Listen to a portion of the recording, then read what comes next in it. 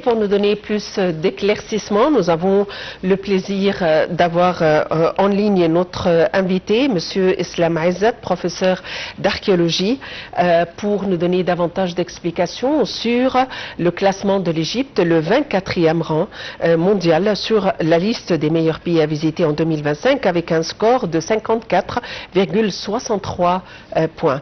Monsieur Islam Aizat, bonjour et bienvenue avec nous. Bonjour madame, bonjour, comment allez-vous? Merci beaucoup et je vous souhaite une excellente journée. Monsieur Islam Aizat, on a été ravis de savoir que l'Égypte a été classée 24e, au 24e rang mondial sur la liste des meilleurs pays à visiter en 2025. Tout d'abord, je voulais savoir en tant que mécanisme, sur quoi se fonde ce classement? Quand on donne un rang à un pays, c'est basé sur quoi? Bien sûr, ce type de classement est un classement très stratégique et une catégorisation très importante. Elle est basée principalement sur des études statistiques ainsi que sur des résultats appuyés de plusieurs études qui peuvent analyser la situation de tourisme en Égypte, ainsi que le niveau de taux de visiteurs. Il y a des institutions spécialisées dans ce type de statistiques. On peut dire que nous avons le Centre mondial de tourisme durable. Nous avons aussi l'Organisation internationale de développement touristique qui fait toujours de statistiques très précises, ainsi que des questionnaires aussi parmi les visiteurs pour mesurer précisément le niveau de taux de visite ainsi que les moyens de développement de ce secteur très important. Et alors, quelles sont les raisons selon lesquelles l'Égypte a été sélectionnée parmi les meilleures destinations pour l'année 2025 et a occupé le 24e rang? On peut dire que la méthodologie principale de ce type de statistique, c'était pas de mesurer le niveau de service touristique, le réseau principal, on peut dire que c'était la compétition principale de ça, services fournis par les sociétés touristiques ainsi que les organismes responsables de fournir et de donner de services aux visiteurs. Cela implique aussi le niveau de satisfaction de visiteurs. Donc le réseau principal de ça, on peut dire que c'était le monde arabe, bien sûr aussi le pays de Moyen-Orient, qui représente un marché touristique très important pour tous les étrangers, en principe l'Europe. On peut dire aussi que le Conseil européen est considéré la région de Moyen-Orient et du monde arabe comme la première destination touristique pour l'année 2025-2026. Oui.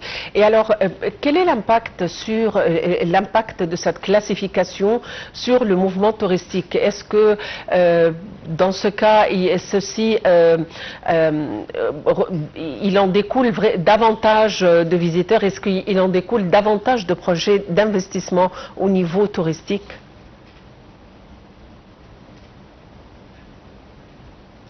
Bien sûr. Déjà, le ministère du Tourisme et des Antiquités a lancé un programme de développement de services touristiques dans tout, on peut dire, dans toutes les régions touristiques égyptiennes. En particulier dans les régions qui sont situées sur le Méditerranéen, le mer Rouge aussi. Nous avons aussi bien sûr des démarches ou des initiatives comme le Maison de Jeunes qui s'était développé pour la première fois pour augmenter la capacité hôtelière en Égypte. Nous avons déjà vers 250 000 unités d'accueil de touristes.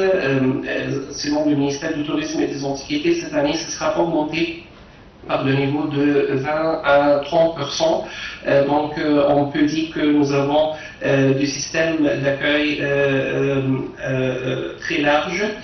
Nous avons aussi une diversité très importante et on ne peut pas oublier aussi l'initiative commencée par le ministère du Tourisme et des Antiquités et c'était annoncé par le ministre Pifarki dans le mois de septembre 2025 que la diversité touristique égyptienne, c'est une initiative qui était commencée en septembre pour présenter et pour faire de promotion de destinations touristiques égyptiennes dans tout le marché. Et c'est moi, je participais moi-même principalement ici après au sein de marché FTM, ou on peut dire que c'est le marché touristique France et international, auquel le ministère du Tourisme et des Antiquités est participé.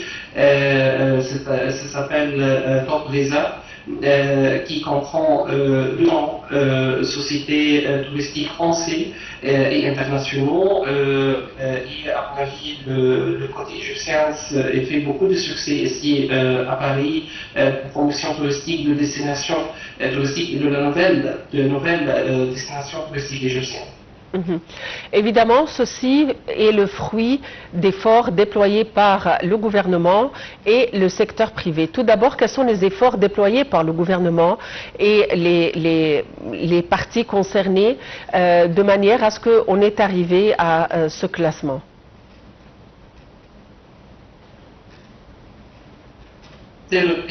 Toujours le partenariat public-privé, on peut dire le système à Caron, ça s'appelle le PPP. Ce système, elle donne toujours des résultats très positifs en fait, parce que le partenariat entre le secteur public et privé, elle donne toujours des niveaux d'investissement très élevés.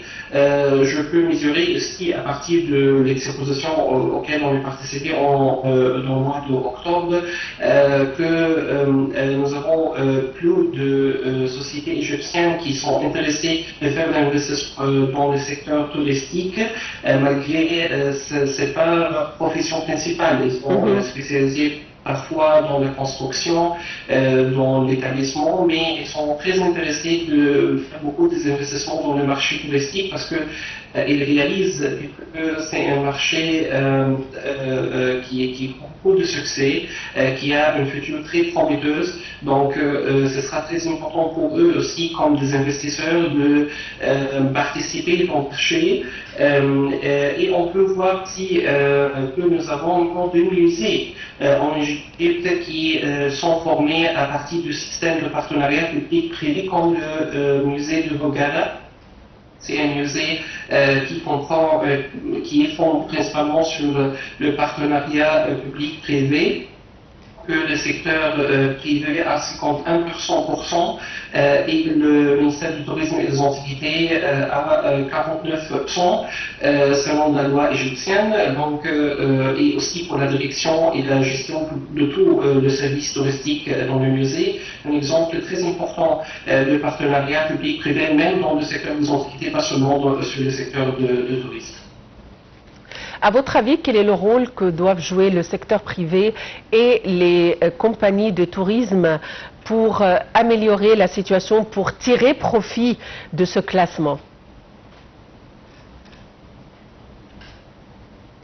Merci pour votre question, parce qu'on parle déjà toujours que la responsabilité, c'est toujours de responsabilité gouvernementale. Mais ça, c'est pas vrai, parce que le secteur privé a aussi des responsabilités, parce qu'ils sont des images. Ils représentent l'image organisationnelle de l'Égypte devant le visiteur, devant le touriste. Donc, ils ont de grandes responsabilités de respecter et de loi égyptienne pour avoir de programmes touristiques combinables, on peut dire c'est combinable aux intérêts de visiteurs, parce que parfois il y a des programmes systématiques, on peut dire, comme la visite de Pyramide, la visite de Luxor, mais maintenant il y a beaucoup de sociétés égyptiennes qui ont de tendances de élargi et d'augmenter leur destination pour inclure aussi le merge, le tourisme balnéaire, aussi par exemple à Moussa, le site des entités coptes comme Aboumina par exemple.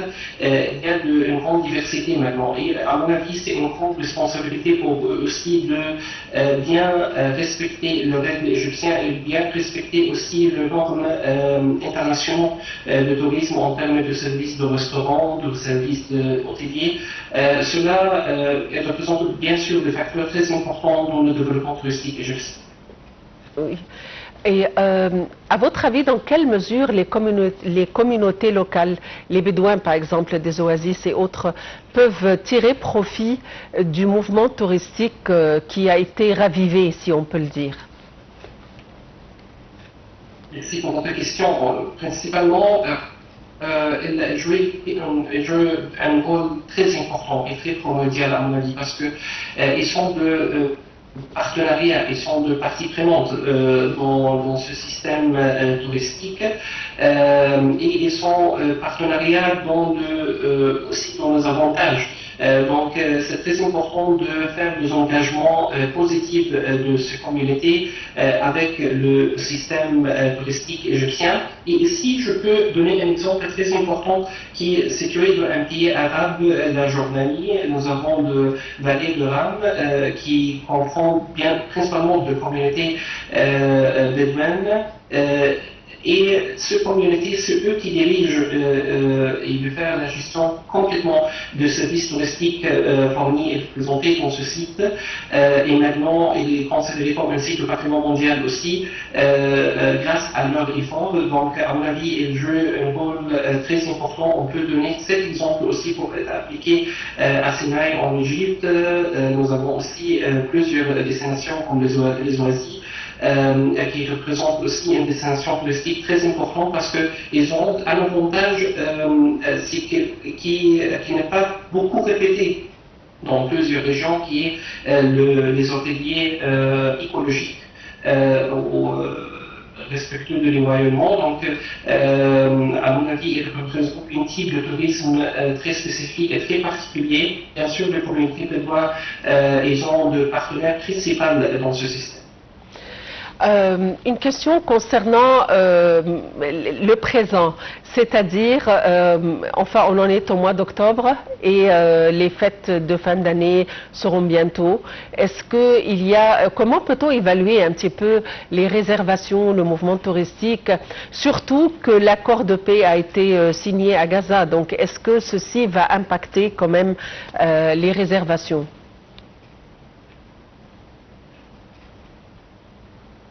Bien sûr, bien sûr. On dit toujours, même dans l'université, on dit ça toujours aux étudiants dans le premier sens de tourisme et de développement touristique, que les conditions géopolitiques. C'est le premier facteur qui peut affecter beaucoup le système touristique.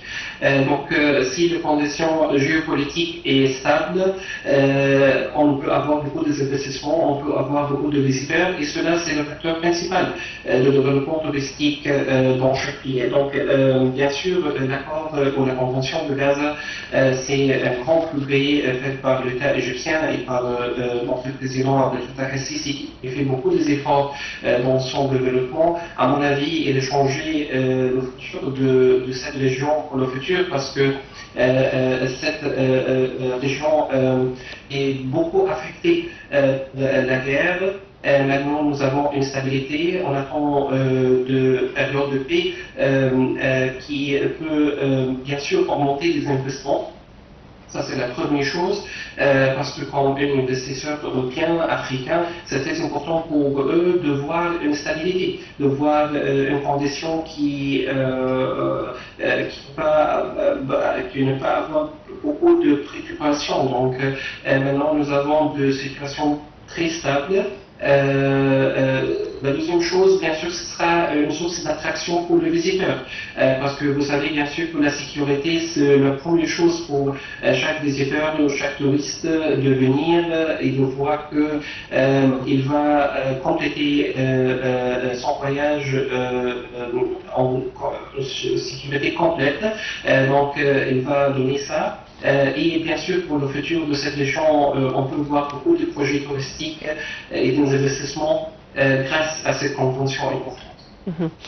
Monsieur Islam Aizat, vous êtes professeur d'archéologie et expert en tourisme. Je vous remercie infiniment pour votre présence avec nous. Eh bien voilà, aujourd'hui nous avons passé en revue le côté politique, évidemment l'accord de Sharm el-Sheikh, l'investissement en Inde, de par la visite du ministre des Affaires étrangères Badr Abdelghati en Inde. On a parlé de tourisme, on a parlé d'autres aspects importants. Donc il est temps de vous remercier pour votre attention, de vous souhaiter une excellente journée, un bon week-end et à la prochaine.